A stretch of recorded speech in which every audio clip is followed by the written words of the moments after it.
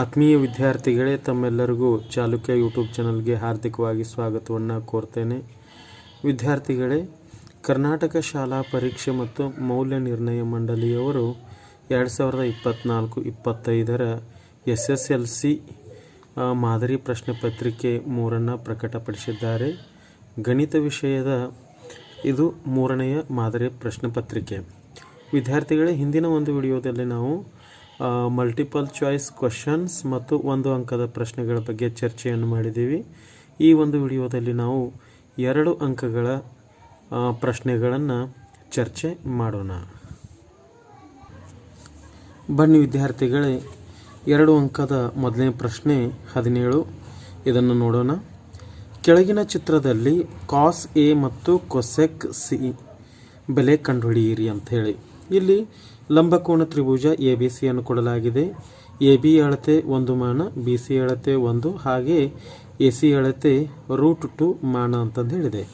ಇಲ್ಲಿ cos A ಅಂದಾಗ ಈ ಕೋನವನ್ನು ತೆಗೆದುಕೊಳ್ಳಲಾಗ್ತದೆ. ಈ ಕೋನವನ್ನು ತೆಗೆದುಕೊಂಡಾಗ ಪಾರ್ಶ್ವಬಾಹು AB ಆಗುತ್ತೆ, ಆಮೇಲೆ ಅಪೋಸಿಟ್ ಸೈಡ್ BC ಆಗುತ್ತೆ, ವಿಕರ್ಣ AC ಅಂತಂದು ಹೇಳಿ ಆಗ್ತದೆ. ಕಾಸ್ ಎ ಅಂತಂದ್ರೆ ಪಾರ್ಶ್ವಬಾಹು ಡಿವೈಡೆಡ್ ಬೈ ವಿಕರ್ಣ ಅಂತಂದು ಹೇಳಿ. ಆದ್ದರಿಂದ cos A is equal to AB divided by AC equal to ABಯ ಬೆಲೆ 1, ಆಮೇಲೆ ACಯ ಬೆಲೆ √2. ಆದ್ದರಿಂದ ಕಾಸ್ ಎಯ ಬೆಲೆ 1 ಡಿವೈಡೆಡ್ ಬೈ √2. ಹಾಗೆಯೇ ಕೊಸೆಕ್ ಸಿ ಅಂತಂದು ಹೇಳಿ. ಕೊಸೆಕ್ ಸಿ ಅಂತಂದಾಗ ಈ ಕೋನವನ್ನು ತೆಗೆದುಕೊಳ್ತೀವಿ. ಸಿ ಕೋನವನ್ನು ತೆಗೆದುಕೊಂಡಾಗ ಇಲ್ಲಿ ಅಪೋಸಿಟ್ ಸೈಡ್ AB, ಆಮೇಲೆ ಪಾರ್ಶ್ವಬಾಹು BC, ಆಮೇಲೆ ವಿಕರ್ಣ AC ಅಂತಂದು ಹೇಳಿ ಆಗ್ತದೆ. ಆ ಕೊಸೆಕ್ ಸಿಯ ಅನುಪಾತವನ್ನು ನಾವು ಹೀಗೆ ಬರಿತೀವಿ: ವಿಕರ್ಣ ಡಿವೈಡೆಡ್ ಬೈ ಅಪೋಸಿಟ್ ಸೈಡ್, ಅಭಿಮುಖ ಬಾಹು ಅಂತಂದೇಳಿ, AC ಡಿವೈಡೆಡ್ ಬೈ AB. ACಯ ಅಳತೆ √2, ಆಮೇಲೆ ABಯ ಅಳತೆ 1. ಆದ್ದರಿಂದ √2 ಡಿವೈಡೆಡ್ ಬೈ 1 ಈಕ್ವಲ್ ಟು √2 ಅಂತಂದು ಹೇಳಿ. 18ನೇ ಪ್ರಶ್ನೆ 2x + y = 8 ಮತ್ತು 3x - y = 7 ಬಿಡಿಸಿ ಅಂತಂದು ಹೇಳಿದೆ. ಈ ಒಂದು ಪ್ರಶ್ನೆ 2 ಚರಾಕ್ಷರಗಳಿರುವ ರೇಖಾತ್ಮಕ ಸಮೀಕರಣಗಳ ಜೋಡಿಗಳಿಗೆ ಸಂಬಂಧಿಸಿರ್ತಕ್ಕಂಥ ಪ್ರಶ್ನೆಯಾಗಿದೆ. ಬಿಡಿಸಿ ಅಂದಾಗ x ಮತ್ತು y ನ ಬೆಲೆಗಳನ್ನು ಕಂಡುಹಿಡಿಬೇಕಾಗ್ತದೆ. ಆದ್ದರಿಂದ ಈ 2 ಸಮೀಕರಣಗಳನ್ನು ನಾವು ಹೆಸರು ಕೊಡ್ತೇವೆ. ಇದು 1ನೇ ಸಮೀಕರಣ, ಆಮೇಲೆ ಇದು 2ನೇ ಸಮೀಕರಣ. ಈಗ ಇದನ್ನು ನಾವು ವರ್ಜಿಸುವ ವಿಧಾನದಿಂದ ಬಿಡಿಸೋಣ. 1 ಮತ್ತು 2 ಸಮೀಕರಣಗಳನ್ನು ಬರೆದುಕೊಂಡ್ವಿ. 2x + y = 8, ಆಮೇಲೆ 3x - y = 7 ಅಂತಂದು ಹೇಳಿ. ಇಲ್ಲಿ ವರ್ಜಿಸುವ ವಿಧಾನ ಅಂತಂದಾಗ x ಚರಾಕ್ಷರ, ಈ x ಅನ್ನಾದರೂ ಎಲಿಮಿನೇಟ್ ಮಾಡಬೇಕು ಅಥವಾ y ಅನ್ನಾದರೂ ಎಲಿಮಿನೇಟ್ ಮಾಡಬೇಕು. ನಮಗೆ ಅನುಕೂಲ ಇರತಕ್ಕಂಥದ್ದು ಯಾವುದು ಅಂತಂದ್ರೆ y ಅನ್ನು ಎಲಿಮಿನೇಟ್ ಮಾಡೋದು. ಯಾಕೆಂತಂದ್ರೆ y ನ ಸಹಗುಣಕ 1 ಮತ್ತು ಈ y ನ ಸಹಗುಣಕ -1 ಆಗಿರೋ ಕಾರಣಕ್ಕಾಗಿ. ಇಲ್ಲಿ ಇದು +y, ಇದು -y ಇರೋ ಕಾರಣಕ್ಕಾಗಿ ಇವೆರಡನ್ನು ನಾವು ಎಲಿಮಿನೇಟ್ ಮಾಡ್ತೀವಿ. ಮಾಡಿದಾಗ 2x ಮತ್ತು 3x ಅಂತಂದ್ರೆ 5x ಆಗುತ್ತೆ. ಆಮೇಲೆ 8 ಮತ್ತು 7 ಕೂಡಿಸಿದಾಗ 15 ಅಂತಂದು ಹೇಳಿ. ಆದ್ದರಿಂದ x ನ ಬೆಲೆ 3 ಅಂತಂದು ಹೇಳಿ ಬರ್ತದೆ. ಈ x ನ ಬೆಲೆಯನ್ನು ನಾವು 1 ಅಥವಾ 2 ಸಮೀಕರಣದಲ್ಲಿ ತುಂಬಿದಾಗ y ಬೆಲೆ ಸಿಗುತ್ತೆ. ನಾನು ಈ 1ನೇ ಸಮೀಕರಣದಲ್ಲಿ ಈ x ನ ಬೆಲೆ 3 ತುಂಬ್ತೀನಿ. 2 × 3 + y = 8. 2 3 6 ಅಂತಂದು ಹೇಳಾಯಿತು. ಆಮೇಲೆ 6 + y = 8 ಆಯಿತು. ಈ 6ಅನ್ನು RHSಗೆ ತೆಗೆದುಕೊಂಡು ಬರ್ತೀನಿ. ಆವಾಗ y = 8 - 6 ಅಂತಂದು ಹೇಳಿ. y ನ ಬೆಲೆ 2 ಅಂತಂದು ಹೇಳಿ. ಈ 2 ಸಮೀಕರಣಗಳಿಗೆ ನಾವು ಬೆಲೆಯನ್ನು ಕಂಡುಹಿಡಿದೀವಿ. ಅದು x = 3 ಮತ್ತು y = 2.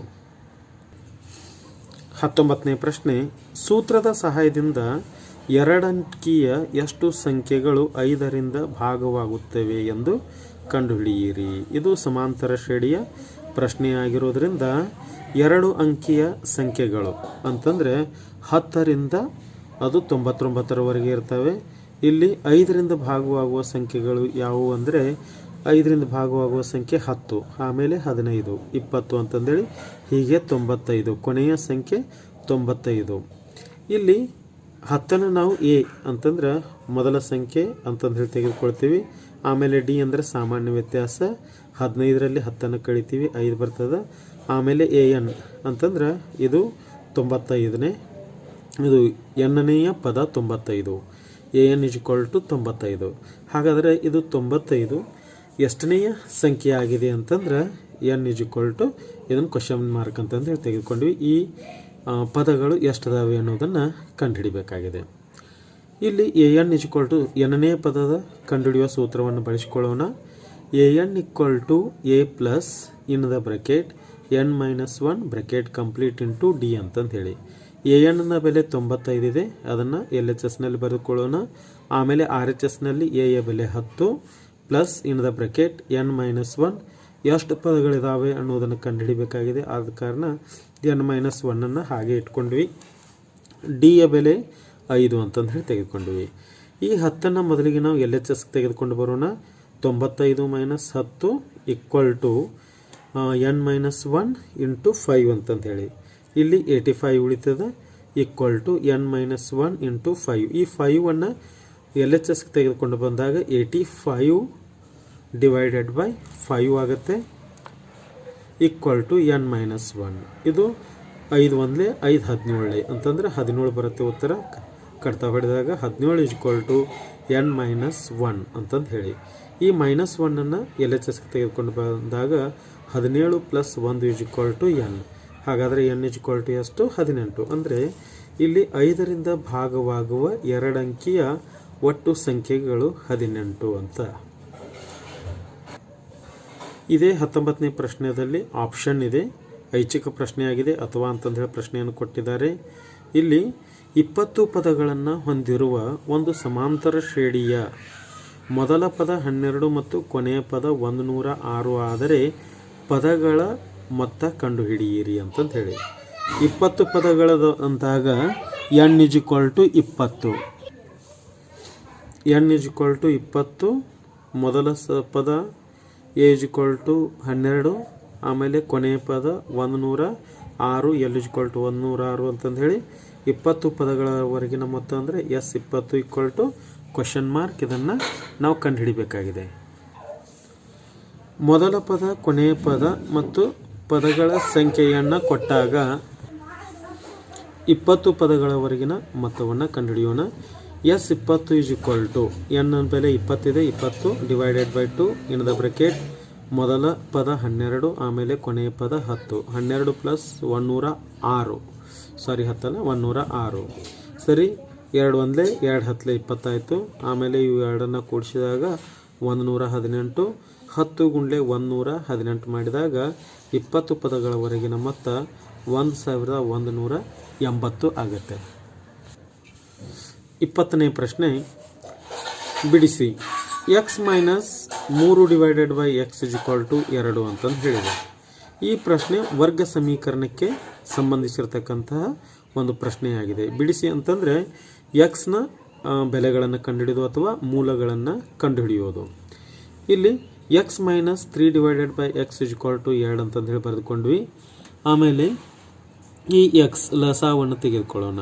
ಲಸ ತೆಗೆದುಕೊಂಡಾಗ ಇಲ್ಲಿ ಲಸ ಎಕ್ಸ್ ಅಂತಂದು ಹೇಳಿ ಆಗ್ತದೆ. ಈ ಎಕ್ಸನ್ನು ಇಲ್ಲಿ ಓರಿ ಗುಣಾಕಾರ ಮಾಡಿದಾಗ x² - 1 ಇಲ್ಲಿ ಗುಣಾಕಾರ ಮಾಡಿದಾಗ 3 ಅಂತಂದು ಹೇಳಿ ಆಗ್ತದೆ. x² - 3 / x = 2. ಈ ಮುಂದಿನ ಹಂತದಲ್ಲಿ ಈ x² - 3 LHSನಲ್ಲೇ ಉಳಿಸಿಕೊಂಡು ಈ ಛೇದದಲ್ಲಿರುವ ಎಕ್ಸನ್ನು RHSಗೆ ತೆಗೆದುಕೊಂಡು ಬಂದಾಗ 2x ಅಂತಂದು ಹೇಳಿ ಆಗುತ್ತೆ. ಈಗ ಈ 2x RHSನಲ್ಲಿದೆ, ಅದನ್ನು LHSಗೆ ತೆಗೆದುಕೊಂಡು ಬರೋಣ. x² - 2x - 3 = 0 ಅಂತಂದು ಹೇಳಿ ಉಳಿತು. ಈಗ ಪದಗಳನ್ನು ಒಡೆದುಕೊಳ್ಳೋಣ. ಈಗ ಯಾವುದೇ ಎರಡು ಸಂಖ್ಯೆಗಳನ್ನು ತೆಗೆದುಕೊಂಡಾಗ ಅದು -3 ಬರಬೇಕು. ಆ ಎರಡೂ ಸಂಖ್ಯೆಗಳ ಮೊತ್ತ ಅಥವಾ ವ್ಯತ್ಯಾಸ -2x ಅಂತಂದು ಹೇಳಿ ಆಗಬೇಕು. ಆದ್ದರಿಂದ ಈ -3 ನಾವು ಒಡೆದುಕೊಂಡಾಗ -3 × +1 ಅಂತಂದು ಹೇಳಿ ತೆಗೆದುಕೊಂಡ್ವಿ ಅಂದ್ರೆ ಆವಾಗ -3 ಉತ್ತರ ಬರ್ತದೆ. -3 ಮತ್ತು +1 ನಾವು ವ್ಯತ್ಯಾಸ ತೆಗೆದುಕೊಂಡಾಗ ಅದು -2 ಅಂತಂದು ಹೇಳಿ ಆಗುತ್ತೆ. ಸರಿ, ಈ ಒಂದು ಹಂತದಲ್ಲಿ ನಾವು ಈ -2 ಮಧ್ಯದ ಪದ -2x ಇದೆ. ಇದ್ರ ಬದಲು ನಾವೇನು ಬರೀತೀವಿ, ಇದನ್ನು ಬರೆದುಕೊಳ್ತೀವಿ. x² ಹಾಗೆ ಇಟ್ಕೊಂಡ್ವಿ, -3x ಅಂತಂದು ಹೇಳಿ ಬರೆದುಕೊಂಡ್ವಿ, +1 ಇದೆಯಲ್ಲ ಅದನ್ನು ಬರೀ x ಅಂತಂದು ಹೇಳಿ -3 = 0. ಇಲ್ಲಿ ಒಟ್ಟು 1 2 3 4 ಪದಗಳಾದವು. ಇದರಲ್ಲಿ 2 ಪದಗಳ ಗುಂಪನ್ನು ಮಾಡಿಕೊಳ್ಳೋಣ. ಈ 2 ಪದಗಳಲ್ಲಿ x ಸಾಮಾನ್ಯ ಇರೋ ಕಾರಣಕ್ಕಾಗಿ x-ಅನ್ನು ಹೊರತೆಗೆದಾಗ, x ಹೊರಗೆ ತೆಗೆದ್ವಿ ಅಂದರೆ ಇಲ್ಲಿ x ಉಳಿತದ, ಈ x ಹೊರಗೆ ತೆಗೆದಾಗ 3 ಉಳಿತದ, x - 3 ಪ್ಲಸ್ ಈ ಪದಗಳಲ್ಲಿ ಯಾವುದು ಸಾಮಾನ್ಯ ಇಲ್ಲ ಅಂತಂದ್ರೆ 1 ಸಾಮಾನ್ಯ ಆಗತ್ತೆ. ಅದಕ್ಕಾಗಿ 1ಅನ್ನು ಹೊರಗೆ ತೆಗೆದಾಗ ಇನ್ ದ ಬ್ರಾಕೆಟ್ x - 3 = 0 ಅಂತಂದು ಹೇಳಾಯಿತು. ಈ ಒಟ್ಟಾರೆಯಾಗಿ ಇದೊಂದು ಪದ, ಇದು ಈ ಪದ, 2 ಪದಗಳಾದಾಗ ಈ 2 ಪದಗಳಿಂದ x - 3 ಅನ್ನತಕ್ಕಂಥದ್ದು 2 ಕಡೆ ಸಾಮಾನ್ಯವಾಗಿದೆ, ಕಾಮನ್ ಇದೆ. ಆದ್ದರಿಂದ x - 3 ಹೊರತೆಗೆದಾಗ ಉಳಿಯುವಂಥದ್ದು x, ಅದನ್ನು x ಬರ್ಕೊಂಡಿನಿ ಇನ್ನೊಂದು ಬ್ರಾಕೆಟ್ನಲ್ಲಿ. ಆಮೇಲೆ ಇಲ್ಲಿ ಈ x - 3 ಹೊರತೆಗೆದುಕೊಂಡಾಗ ಇದು +1 ಅಂತಂದು ಹೇಳಿ ಉಳಿತದ, = 0. ಸರಿ, x - 3 ಅನ್ನೋದು ಅದು 0ಗೆ ಸಮ, x - 3 = 0 ಅಂತಂದು ಬರೆದುಕೊಂಡೆ. ಹಾಗೆ ಅಥವಾ x + 1 = 0 ಅಂತಂದು ಹೇಳಾಗ್ತದೆ. ಆದ್ದರಿಂದ x ನ ಬೆಲೆ x = 3, -3 ಈ ಕಡೆ RHSಗೆ ಬಂದಾಗ +3 ಆಗ್ತದೆ. ಆಮೇಲೆ x + 1ದಲ್ಲಿದೆ +1 RHSಗೆ ಬಂದಾಗ -1. ಆದ್ದರಿಂದ ಈ ವರ್ಗ ಸಮೀಕರಣದ ಮೂಲಗಳು x = 3 ಅಥವಾ x = -1. 21ನೇ ಪ್ರಶ್ನೆ. ಇದು ನಿರ್ದೇಶಾಂಕ ರೇಖಾಗಣಿತಕ್ಕೆ ಸಂಬಂಧಪಟ್ಟಿದೆ. ಒಂದು ಬಿಂದುವಿನ ನಿರ್ದೇಶಾಂಕ 1 6 ಮತ್ತು ಇನ್ನೊಂದು ಬಿಂದುವಿನ ನಿರ್ದೇಶಾಂಕ 4 3. ಈ ಬಿಂದುಗಳನ್ನು ಸೇರಿಸುವ ರೇಖಾಖಂಡವನ್ನು 1:2 ಅನುಪಾತದಲ್ಲಿ ವಿಭಾಗಿಸುವ ಬಿಂದುವಿನ ನಿರ್ದೇಶಾಂಕಗಳನ್ನು ಕಂಡುಹಿಡಿಯಿರಿ ಅಂತಂದು ಹೇಳಿ. ಸರಿ, ಈ ಕೊಟ್ಟಿರುವ ಬಿಂದುಗಳ ನಿರ್ದೇಶಾಂಕಗಳನ್ನು ಮತ್ತು ಅನುಪಾತಗಳನ್ನು ಈ ರೀತಿಯಾಗಿ ನಾವು ಕೋಷ್ಟಕ ರೂಪದಲ್ಲಿ ಬರೆದಿವಿ ಅಂತಂದ್ರೆ ಯಾವುದೇ ರೀತಿಯಾದಂತಹ ಕನ್ಫ್ಯೂಸ್ಗೆ ಅವಕಾಶ ಇರೋದಿಲ್ಲ. ಆ ಕಾರಣಕ್ಕಾಗಿ ನಾನು ಈ ಕೋಷ್ಟಕ ರೂಪದಲ್ಲಿ ಬರೆದುಕೊಂಡಿದ್ದೀನಿ. ಆಮೇಲೆ ಇದು ಭಾಗ ಪ್ರಮಾಣದ ಸೂತ್ರದ ಆಧಾರದ ಮೇಲೆ ಇದನ್ನು ಈ ಪ್ರಶ್ನೆಗೆ ಉತ್ತರಿಸಬೇಕಾಗತ್ತೆ. ಆದ್ದರಿಂದ ಭಾಗ ಪ್ರಮಾಣ ಸೂತ್ರದಲ್ಲಿ x ಕಂಡುಹಿಡಿಯುವಂತಹ ಸೂತ್ರ, x ನ ಬೆಲೆ ಕಂಡುಹಿಡಿಯುವಂತಹ ಸೂತ್ರ x = m1x2 + m2x1 / m1 + m2. m1 ನ ಬೆಲೆ 1 ಇದೆ, 1.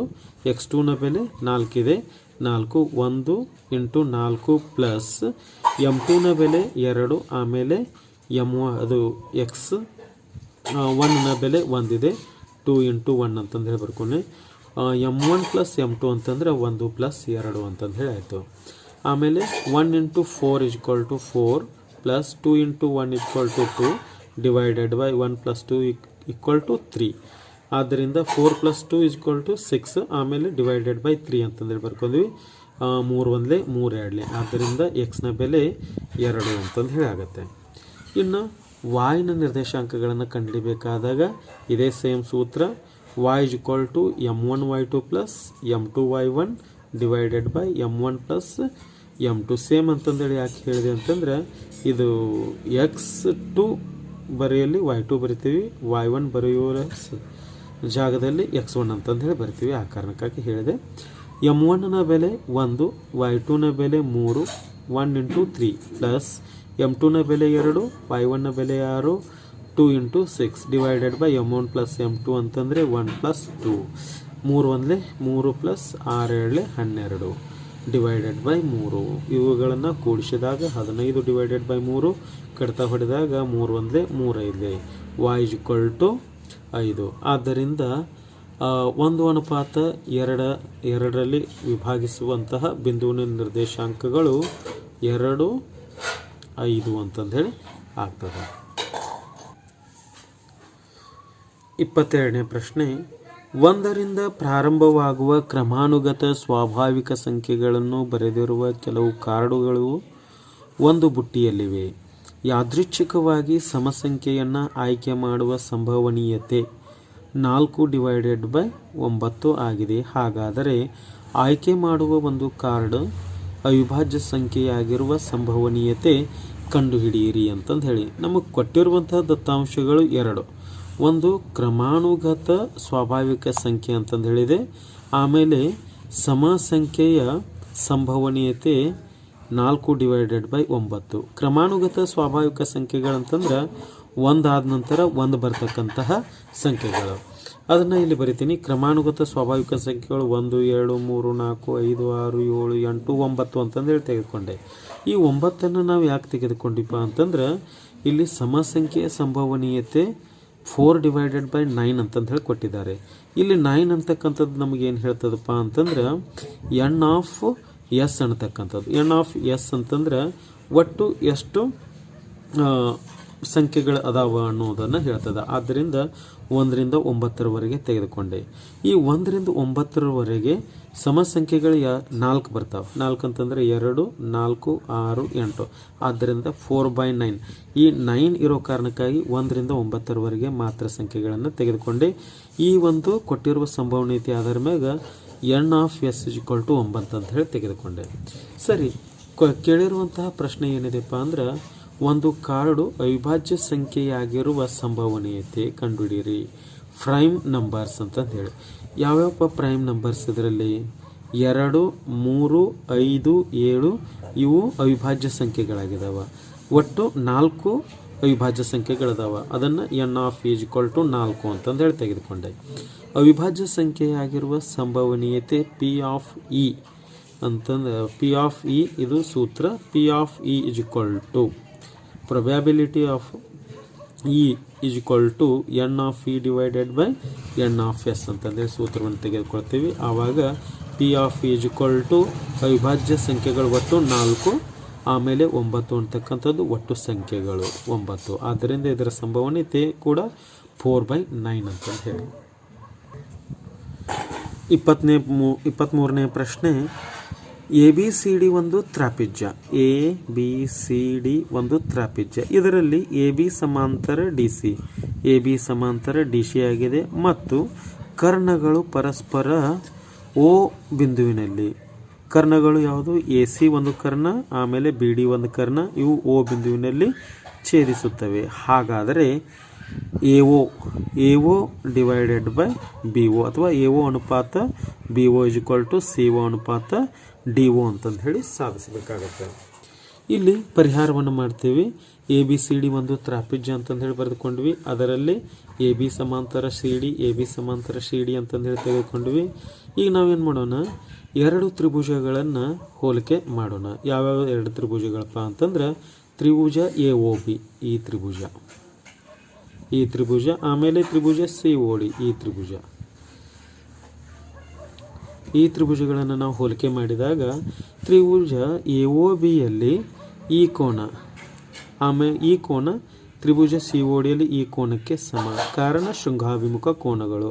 ಆದ್ದರಿಂದ ಕೋನ್ AOB = ಕೋನ್ COD ಅಂತಂದೇಳಿ. ಇದಕ್ಕೆ ಕಾರಣ ಶೃಂಗಾಭಿಮುಖ ಕೋನಗಳು. ಎರಡನೇದಾಗಿ ಕೋನ್ ABO ಅಂತಾರೆ. ABO ಅಂತಂದರೆ ಈ ಕೋನಕ್ಕೆ ಸಮ. ಕಾರಣ ಪರ್ಯಾಯ ಕೋನಗಳು ಯಾಕೆ ಆಗ್ತಾವಪ್ಪ ಅಂತಂದ್ರೆ AB ಸಮಾಂತರ DC ಇರೋದರಿಂದ ಛೇದಕ ರೇಖೆ BD ಇದೆ. ಆದ್ದರಿಂದ ಈ ಕೋನಕ್ಕೆ ಸಮ ಪರ್ಯಾಯ ಕೋನಗಳು. ಆದ್ದರಿಂದ ಕೋನ್ ABO = ಕೋನ್ CDO ಅಂತಂದು ಹೇಳಿ ಪರ್ಯಾಯ ಕೋನ. AB ಸಮಾಂತರ CD ಅಂತಂದು ಹೇಳಿ. ಸರಿ, ಈಗ ಇನ್ನೊಂದು, ಇಲ್ಲಿ 2 ಕೋನಗಳು, ಈ ತ್ರಿಭುಜದ 2 ಕೋನಗಳು ಈ ತ್ರಿಭುಜದ 2 ಅನುರೂಪ ಕೋನಗಳಿಗೆ ಸಮ ಆದವು ಅಂತಂದ್ರೆ ಅದು AA ನಿರ್ಧಾರಕ ಗುಣ ಅಥವಾ ಕೋನ ನಿರ್ಧಾರಕ ಗುಣದ ಪ್ರಮೇಯದ ಪ್ರಕಾರ ಈ 2 ತ್ರಿಭುಜಗಳು ಸಮರೂಪಿಗಳಾಗಿರ್ತಾವ. ತ್ರಿಭುಜ AOB ಸಮರೂಪ ತ್ರಿಭುಜ COD ಅಂತಂದು ಹೇಳಿ. ಸರಿ, ಇಲ್ಲಿ AOB ಸಮರೂಪ ತ್ರಿಭುಜ COD ಆದಾಗ AOನ ಅನುರೂಪ ಬಾಹು ಯಾವುದಾಗ್ತದೆ? ಅನುರೂಪ ಬಾಹು ಯಾವುದು ಅಂತಂದ್ರೆ CO ಅಂತಂದು ಹೇಳಿ ಆಗ್ತದೆ.